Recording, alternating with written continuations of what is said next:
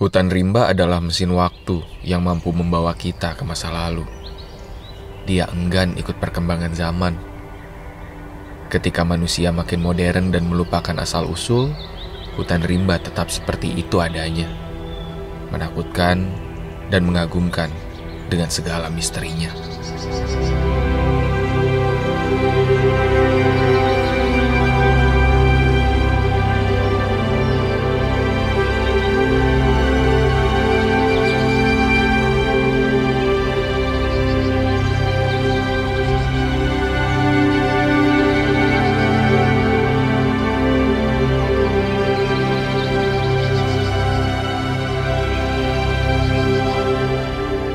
Di musim seperti ini, di mana hujan sedang rajin turun ke bumi, mendapatkan sore yang cantik adalah anugerah. Pengalaman Iwan dan Ikar menjadi koki gunung menjadi berkah. Iwan yang bertugas sebagai kepala koki dalam ekspedisi bertindak sangat satset. Ada satu hal yang baru sadari. Ternyata bukan cuma Ikar dan Misbah yang kidal. Iwan juga. Berarti dari 6 orang, setengahnya kidal. Sebuah kebetulan yang langka. Kalau di situ Garmin ketinggian berapa? Saat malam telah luruh, makanan enak siap disajikan. Di hutan, di mana kegiatan makan adalah sebuah kebutuhan dan bukan keinginan, mendapatkan asupan gizi dibalut sajian yang lezat adalah hal yang patut disyukuri. Ini sambalnya tidak kira-kira. Pedas sekali. Dari sayur sudah pedas, ditambah sambal kecap juga pedas. Luar biasa. Waktu berlalu dengan perbincangan di antara kami, menghilangkan sekat jarak, mendekatkan sebagai manusia. Di Katopas ini dulu, orang bilang kata ada pohon apa ya? Pohon berbuah anting-anting itu, buah anting-anting, kalung di Katopas ini. Tapi kan orang dulu, kalau orang sini bilangnya itu kajung buah enu. Maksudnya jadi bisa langsung jadi perhiasan gitu? Iya, pohon itu pokoknya daun-daunnya itu perhiasan.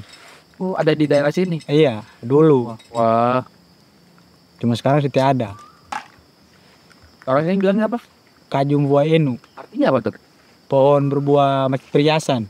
Anting-anting, kayak kalung, gelang.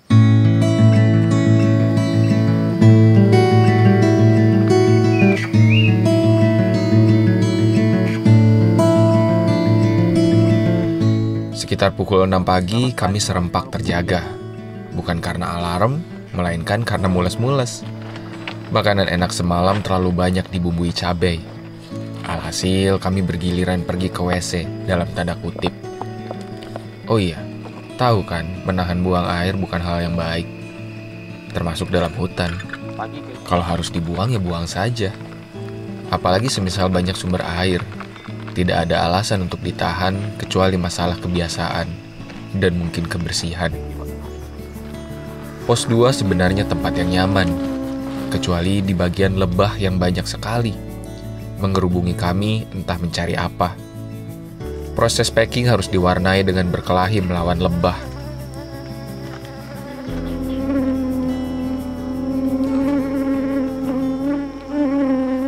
Kenapa itu? Sangat lebah. Duh, bengkak ini.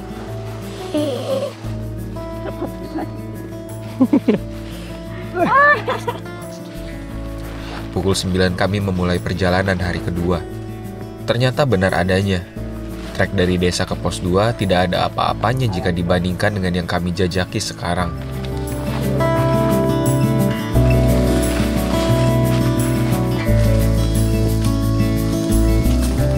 Belum apa-apa, kaki sudah disiksa. Tapi ini belum seberapa, kata Aziz. Oh iya, perihal telepon satelit yang sedari dulu kerap saya bawa, sampai video ini dibuat, ternyata untuk provider yang saya pakai masih bermasalah di daerah Indonesia Tengah dan Timur. Itu artinya takkan ada alur komunikasi dengan orang-orang di kampung halaman. Rute membawa kami ke sebuah kursi yang dibangun secara tergesa. Kemungkinan besar ini adalah bekas tempat menginap para ekspeditor terdahulu dari Mahusa Unila yang membuka perlintasan jalur dari Gunung Katopasa ke Gunung Kondoruang selama kurang lebih 19 hari. Ini apa nih? Kok ada kayak gini. Ini tempat menaruh barang atau apa, Bang? Tempat duduk. Tempat duduk. Siapa yang bikin dulu nih tempat duduk sini? Kemarin kan ada yang ekspedisi Aha. melintas dari Ketupas ke Ruang. Dari Oh, kata Pasar Kondoruang. Iya, 19 hari katanya, Bang. 19 hari. Kita fungsikan saja kursinya. Ternyata yang membuat sesuatu bertahan itu bukan cuma bahannya, tapi juga cara pembuatannya, ikatannya, ya kan, strukturnya itu mempengaruhi satu sama lain jadi kokoh. Kalau cuma bermodalkan asumsi bahwa oh yang penting bahan-bahannya kuat, tapi konstruksinya nggak kuat ya nggak akan jadi. Banyak sekali terjadi kan di negeri kita tercinta, mungkin bahan bakunya bagus tapi konstruksinya kurang jadinya kurang, atau bahan bakunya kurang konstruksinya bagus sih jadi kurang gitu.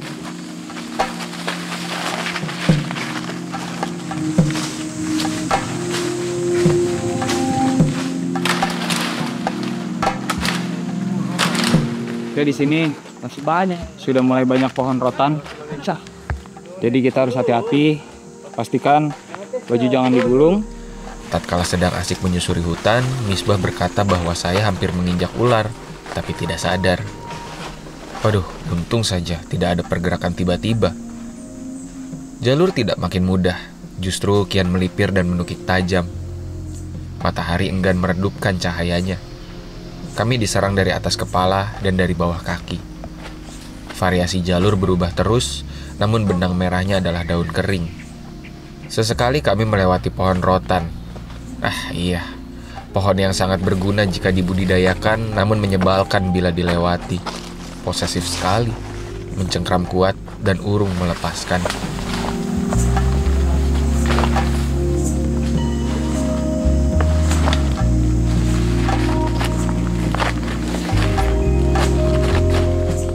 Selepas 3 jam berjalan, rombongan tiba di pos 3. Ternyata membutuhkan waktu yang lumayan lama ya. Kalau kami tetap pada rencana awal, entah akan tiba jam berapa tadi malam. Berhubung sudah hampir tengah hari, kami memutuskan untuk makan siang terlebih dahulu. Di pendakian ini menunya variatif. Percayalah, hidangan lezat dapat membuat semangat kita yang redup berkobar kembali. Langit yang biru dalam sekejap diselimuti awan. Mendung telah hadir, tandanya hawa lebih sejuk. Memberi kami peluang untuk melangkah dengan lebih sigap. Dalam perjalanan menuju pos selanjutnya, lamunan melayang. Suasana sudah jauh berubah dibanding ketika pertama masuk pintu rimba. Sangat wajar rasanya jika orang-orang terdahulu, terutama masyarakat lokal, mempercayai bahwa hutan dapat menjadi portal ke dimensi lain. Sesuatu yang tidak kita mengerti memang mudah menghiasi imajinasi. Bahkan bagi saya pribadi pun, setiap masuk hutan seolah ada di dunia lain. Negeri antah berantah yang takkan bisa kita temui di kota sana. Saya tahu ini hanya hayalan, tapi biarlah saya memelihara negeri antah berantah itu dalam hati. Gimana kondisi? Aman, Bu. Hanya pusing-pusing sedikit mungkin. Apa oksigen mungkin kurang? Iya, kurang oksigen. Duduk ini juga duduk baring. Baru kaki di atas tuh. Kepala di atas pohon sana. Katanya Ajis selama mendaki, baru ini dia mendaki pusing. Jadi ada yang harus diwaspadai, makanya Ajis santai sedikit. Kan baru kali ini rasa pusing di gunung. Iya. Terus berjalan, saya dan rombongan melewati lubang-lubang aneh. Bentuknya mengotak, dalamnya melebihi tinggi manusia. Masih. Hah? Galian? Oh, ini sudah dibilang orang ambil sampel masih. Sampel. Apa? Ini sudah dibilang ke Agus, orang yang pernah ambil sampel di sini. Ketupasan. Itu ada urat-uratnya tuh, memang ada urat-uratnya. Dari sini Pak kelihatan urat-uratnya. Itu ada tangganya. Urat-uratnya Mas tuh, Pak. Tidak cuma satu, tapi ada beberapa. Tersebar di sana sini. Yo, ini apa, Yo? Waktu dia pakai sampel. Sampel apa? Sampel apa? Nikel kayaknya. Sampai sedalam ini ya? Iya. Digali sama masyarakat lokal ini. Oh, lokal? Iya. Mencari nikel, tapi ketemu atau enggak? Nikel atau mas? Nikel. Oh. Tapi nggak ketemu. Nggak tahu juga Pak. Kan dari perusahaan. Oh, Maksudnya memakai. warga yang antar? Iya, warga. Oh, warga yang antar. Apakah gerangan ini? ternyata bekas tambang. Orang-orang desa sempat diiming-imingi perusahaan, tapi mereka tidak menemukan apa yang dicari. Bekasnya kemudian dibiarkan begitu saja. Ada beberapa penanda, tapi hanya seutas tali. Bayangkan jika pendaki berjalan melalui situs ini malam hari, kemudian terjatuh. Gunung ini sudah cukup berbahaya, masih harus ditambah bahaya buatan manusia. Oh iya, lupa dibahas dari awal. Sebenarnya ada berapa pos di Gunung Katopasa? 12 termasuk puncak. Bayangkan, 12 pos dan kami masih menyusuri jalan menuju pos 4. Apa itu? Oh, kayak tadi ya? Di pantauan kami yang lebih dalam lagi, Mit. Di kawan-kawan bisa lihat. Wah, ini sih sekali masuk, kalau sendirian nggak bisa keluar lagi. Wow. Dalam. Kita coba mungkin kalau dari persepsi layar itu kurang terlihat. Coba lempar batu. Kita lempar batu. Mau turun sih pakai webbing? Tidak. Nah, coba lempar batu. Siap. Wow. Mereka kemarin pakai anu ini. Hati-hati ada lubang, awas. Mana? Oh, kecil sekali ya. Kelihatan, coy. Hati-hati ada lubang, awas. Setidaknya sudah ada informasi.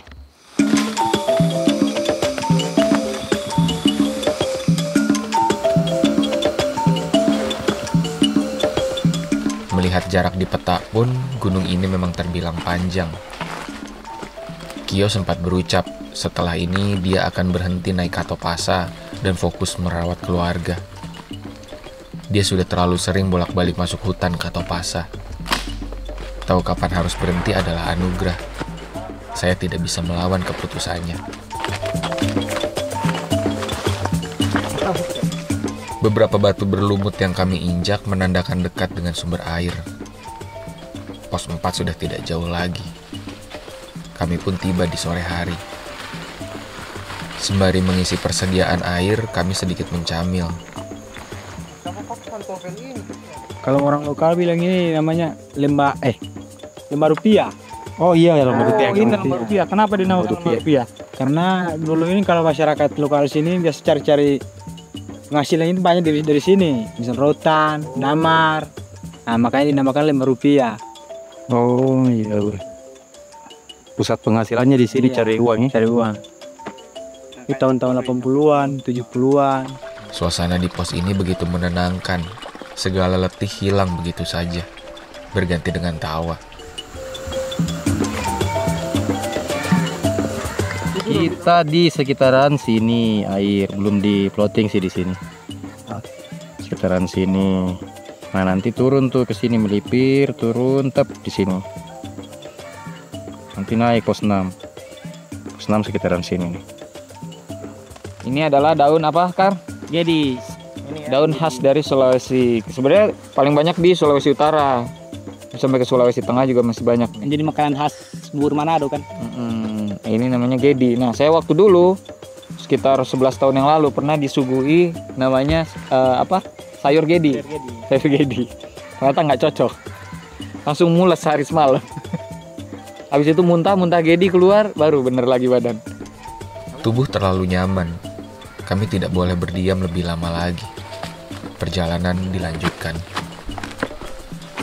Hutan semakin rapat. Hari kian sejuk. Suara alam di kejauhan membawa kami kepada dimensi yang berbeda. Lagi-lagi saya melamun. Bayangkan, di antara perkembangan teknologi yang semakin modern, di antara laju kota yang semakin sibuk, hutan-hutan seperti tak mengenal waktu. Mereka tidak banyak berubah sedari purba dulu. Menjejakinya membawa kita ke masa lalu, di mana manusia begitu lugu.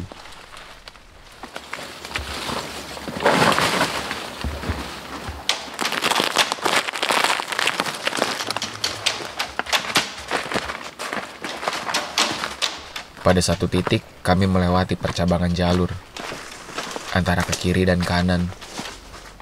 Namun, jalur kanan ditutup oleh penanda dari ranting. Sepertinya bekas tim terdahulu. Ini kita ketemu pertigaan.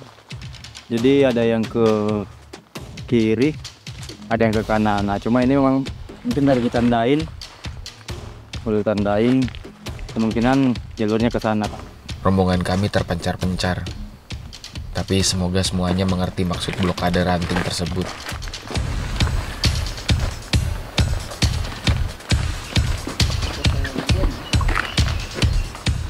Sudah hampir gelap tatkala kami tiba di pos 5. Pos paling aneh, karena tampak seperti jalur biasa. Pelangnya juga bisa terlewatkan dengan mudah kecuali kita menilik dengan teliti. Alasan didirikan sebab berdekatan dengan danau, dan danau adalah sumber air. Kami tentu ingin melipir sejenak ke arah danau, tapi itu berarti harus menerabas jalur lagi. Hari juga kian redup, dan perbekalan air kami masih banyak. Kami cuma sedikit makan kudapan, kemudian kembali jalan. Untung saja kawan-kawan mengikuti saran saya untuk membeli lebih banyak camilan. Hal tersebut sering luput ketika ekspedisi. Padahal mencamil di jalur saat kalori banyak terbuang adalah hal kecil yang menyenangkan.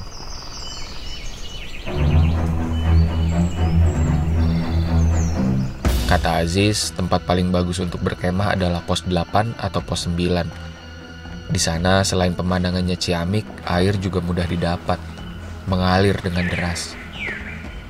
Tapi menilik jam di tangan rasanya tidak logis.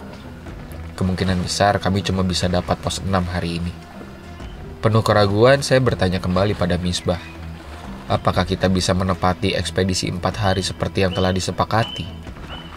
Seperti biasa, dengan santainya Misbah berkata bahwa aman saja, bisa dikondisikan. Malah membuat saya makin khawatir. Pergantian terang ke gelap dalam proses menyusuri trek selalu menjadi pengalaman unik yang tidak nyaman. Mata butuh keterbiasaan. Pantas saja orang dulu melarang kita keluar maghrib, rentan melihat yang tidak-tidak. Kami tiba di pos 6 tepat ketika azan maghrib yang tersemat di aplikasi HP berkumandang. Ketinggian menunjukkan hampir 1.700-an mdpl.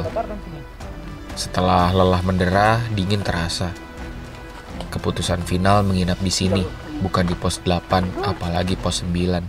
Air dari atas, cuman sudah agak tidak sederas kayak dulu sih. Kalau dulu udah agak derasnya. Mungkin karena musim kemarau mungkin ya. Iya. Ada kepiting. Mana? Oh iya. Melihat peta, kalau bablas malam ini kemungkinan tiba tengah malam. Itu malah akan merepotkan langkah selanjutnya. Apalagi harus bawa carrier. Kalau kita tinggal di sini, perjalanan ke puncak tidak perlu bawa carrier. Akan lebih ringan, bukan? Setidaknya itulah yang saya pikirkan. Tidak disangka pemikiran tersebut berbuah keliru. Gunung Katopasa tidak memberi keringanan sama sekali. Sembari makan malam, kami membahas rencana esok hari. Mau tak mau harus berangkat sedini mungkin. Sebab utang perjalanan kami banyak sekali. Dari pos 6 ini masih ada 6 pos lagi sampai tiba di titik kulminasi. Kemudian turun 6 pos lagi untuk balik ke sini. Dan kami harus membereskannya dalam waktu sehari. Sesuatu yang mustahil jika dipikirkan dengan logika.